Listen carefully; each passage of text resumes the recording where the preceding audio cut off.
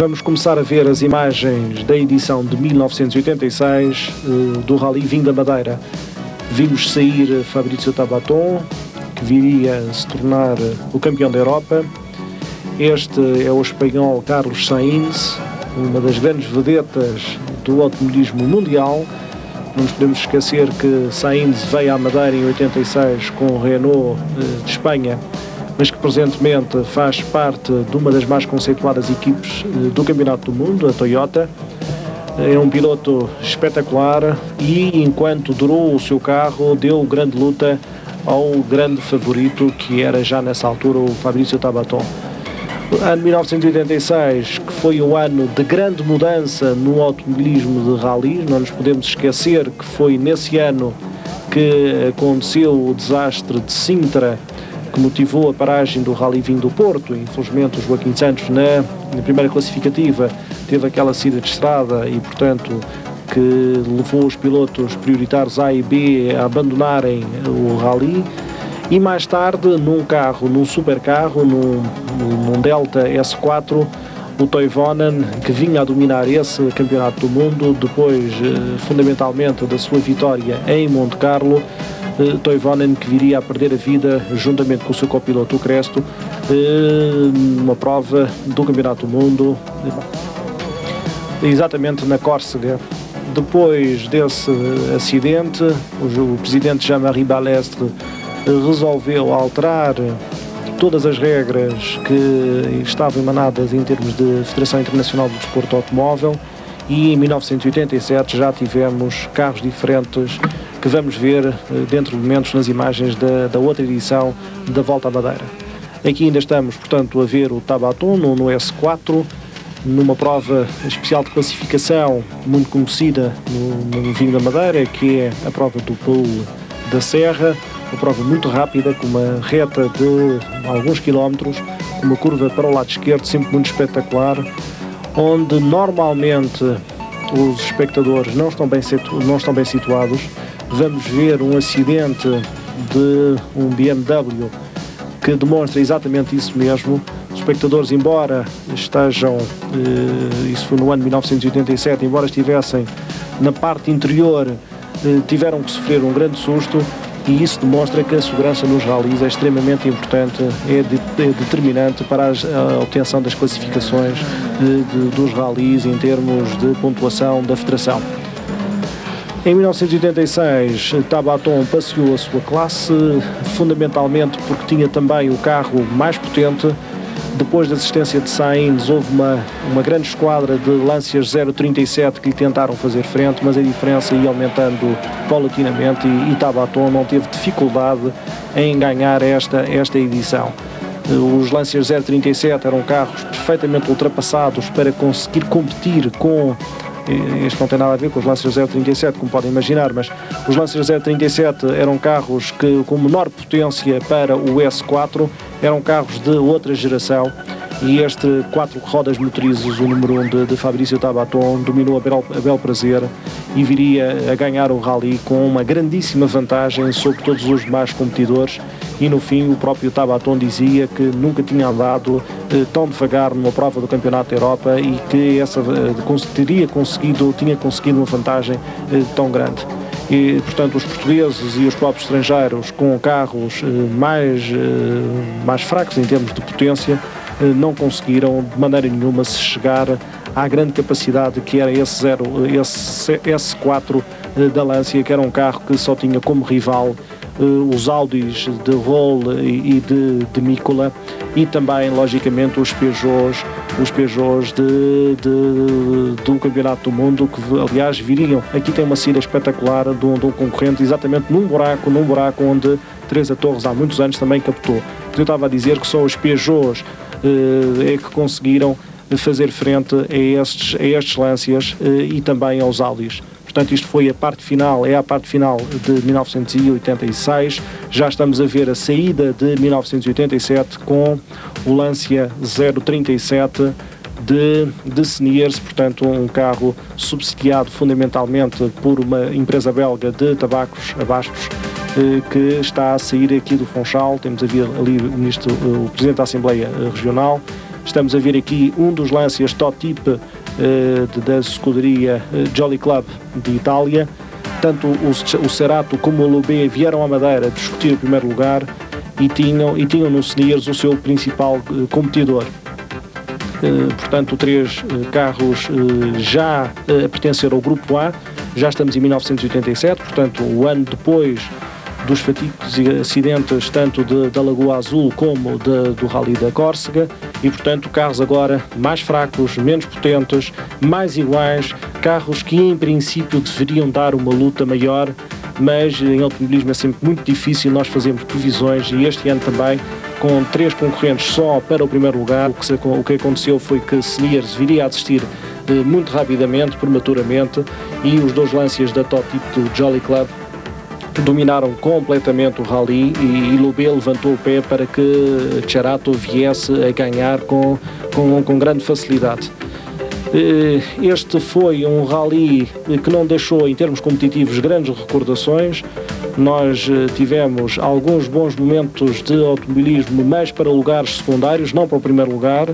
Estamos a voltar a ver as imagens do Paulo da Serra. Há pouco eu fazia referência ao acidente que se vai ver dentro de momentos, porque embora os espectadores estejam muito melhor situados desta vez, mesmo assim é sempre perigoso estar nas bermas das estradas. A organização faz sempre um esforço muito grande e continua a fazê-lo para que não haja qualquer tipo de acidente com os espectadores que aos milhares vêm visitar, digamos, as provas especiais de classificação. É sempre muito interessante ver este calor humano que os madeirenses transmitem à sua prova. É a segunda mais importante do campeonato nacional de rallies e uma das mais importantes do campeonato da Europa de rallies. Não nos podemos esquecer que este ano voltamos a ter um coeficiente 20 na prova da Madeira. Vamos ver agora o despiste do BMW. Vejam que é um despiste para o lado errado, chamemos-lhe assim, mas mesmo assim os espectadores têm que correr, têm que se afastar para que não sejam atingidos por este automóvel. Estes carros, felizmente, não são carros que têm os depósitos totalmente cheios de gasolina, porque preferem ter os depósitos com a gasolina suficiente só para fazer as provas especiais de classificação, para estarem mais leves, e portanto o perigo de explosão, o perigo de incêndio é sempre menor daquele que nós estamos habituados a ver, fundamentalmente nos carros protótipos ou nos carros das fórmulas, mais especificamente na Fórmula 1. Este é o infeliz piloto que acabou de capotar. Este já é o Cerato a descer o chão da lagoa. Estamos a ver que o Cerato já está a fazer uma condução a meio da estrada. Ele já não tinha o Seniors para discutir o primeiro lugar. O Lubé tinha levantado propositadamente o pé para que o Cerato viesse a ser o campeão da Europa e o vencedor também desta edição do Vinho da Madeira. Tudo se conjugava, portanto, para que os 2 pilotos de Jolly Club, que tantos êxitos alcançaram aqui na Madeira, viessem, portanto, a repetir também mais um êxito nas estradas das nossas serras, umas estradas que transmitem do asfalto para o empedrado.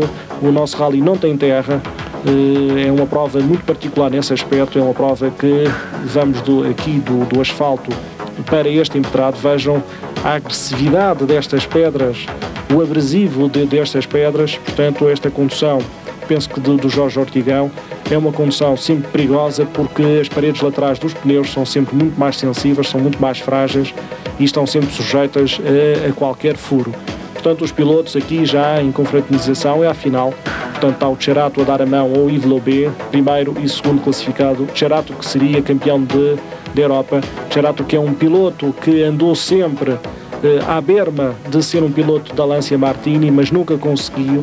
Ele já teve várias fases, ele já esteve a guiar os Fiat 131, nessa altura da Fiat, como equipe oficial. Já estamos a ver imagens de 1988, mas eu estava a dizer que Cerato, que é sempre uma promessa do automobilismo internacional, mas que infelizmente não tem passado disso.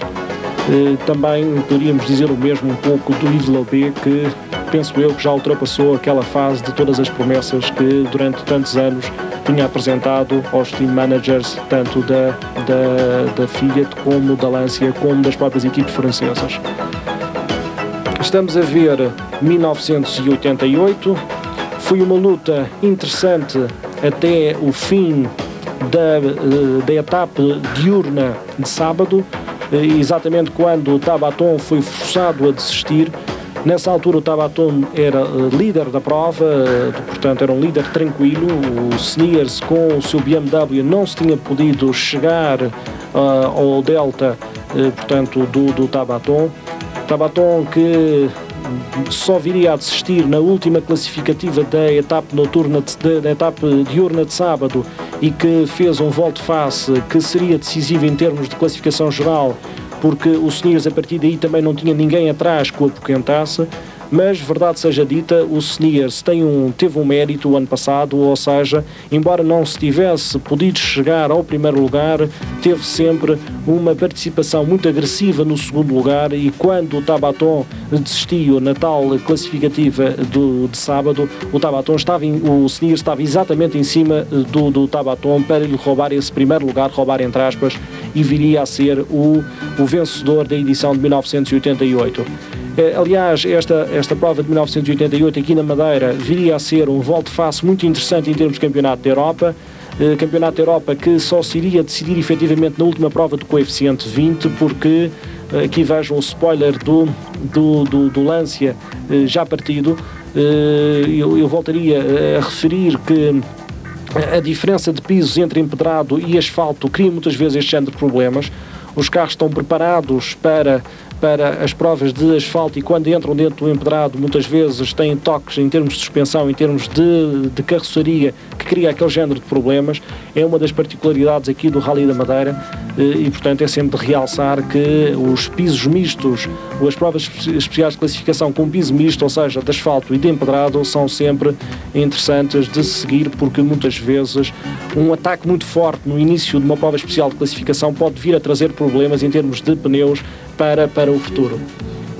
Estava a referir que a prova da Madeira foi interessante e decisiva em termos de Campeonato da Europa, decisiva em termos de relançamento do próprio Campeonato da Europa, porque a vitória inesperada do Sneers aqui na Madeira fez com que o Tabaton, que ainda não tinha aquela vantagem suficiente para descansar, viesse a ter que ter comportamentos muito positivos nas últimas provas do Campeonato da Europa para se sagrar campeão. Saída do chão da Lagoa, uma parte também tradicional do Rally do Vinho da Madeira. Temos aqui o Joaquim Santos, que fez uma belíssima prova o ano passado e beneficiou de todas as assistências para subir a um lugar que em princípio não era dele, mas que foi bastante veritoso. Temos aqui um BMW também sempre espetacular, porque os carros andam mais para o lado do que para a frente, e a vitória do Sneers em frente